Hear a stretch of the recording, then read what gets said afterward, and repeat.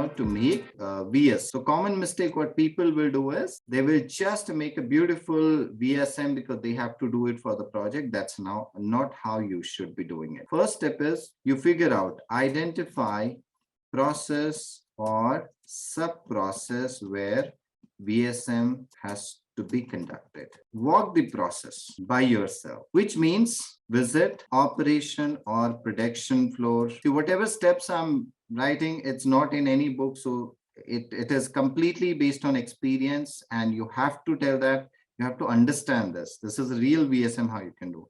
So walk the process by yourself, which means visit the operation, production floor, check evidence, ask questions if required, decide, start or end, or you can say entry or exit of the process. It is very important.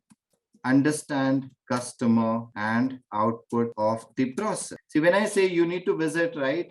I was doing a project for HR related stuff, HR recruitment rate.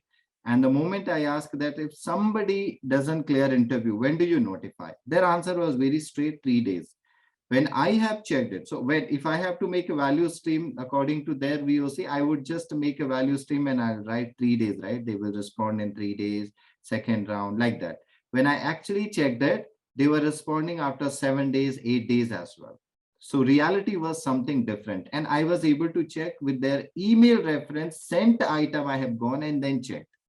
This is about the service. Manufacturing, it's easy. You go to operation floor, you see what's happening on real time, rather than sitting in a computer room and making beautiful presentation and all this. Doesn't make sense.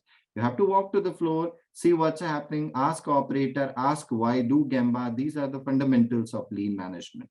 Ask why, do Gemba, and respect the people, right? So you have to check each step and then make your own notes, do your own time and motion study. How many of you know time and motion study? TMS, have you heard about this terminology ever? This was the concept initially introduced by Ellie Whitney way back in 18th century when the quality was in initiation phase.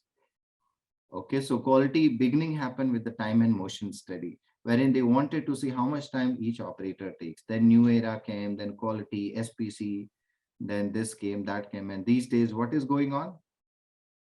Don't say COVID. Now, quality 4.0 also came, okay, industry and quality as well. Quality 4.0, what is quality 4.0? Just off topic, but industry 4.0 is where robots are making the stuff, right? IoT, Internet of Things data is capturing. What is quality 4.0? So it is simple that the way you are doing a QC check today, it's all human and manual, right? You take a piece of paper, you see checklist, right? But what's quality 4.0 is, QC is also happening by robots, bots, automation, intelligence. When QC is happening by intelligence or automation and those kind of stuff, that is called quality 4.0. See, simple, no? Industry 4.0 is what? When bots are making it. Quality is what? Quality 4.0, and quality is happening through that. Okay, easy to remember. Are you able to understand?